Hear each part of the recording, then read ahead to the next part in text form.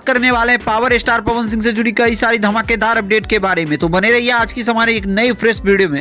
तो बता दें कि पहले अपडेट की बात करें तो फाइनली अपने पावर स्टार पवन सिंह का एक बेहतरीन शानदार जबरदस्त गाना, जिस गाने का टाइटल रखा गया है आरा के उठलाली।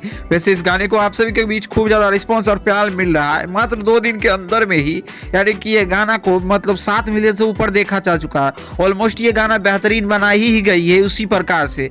इसके अलावा बात करें अगर अगली अपडेट की तो अपने पावर स्टार पवन सिंह और नीलम गिरी का जो गाना शूट हुआ था वो भी आप सभी को बहुत जल्द देखने को मिलने वाली है। बात करें चैनल्स की तो पवन सिंह ऑफिशियल्स के लिए शूट किया गया है। इसके अलावा बात करें अगर अगली अपडेट की तो फाइनली अपने पावर स्टार पवन सिंह का एक बेहतरीन जबरदस्त गाना और शूट हुआ है, जिसमें अपने पावर स्टार पवन सिंह के साथ एक नई एक्ट्रेस देखने को मिलने वाली है।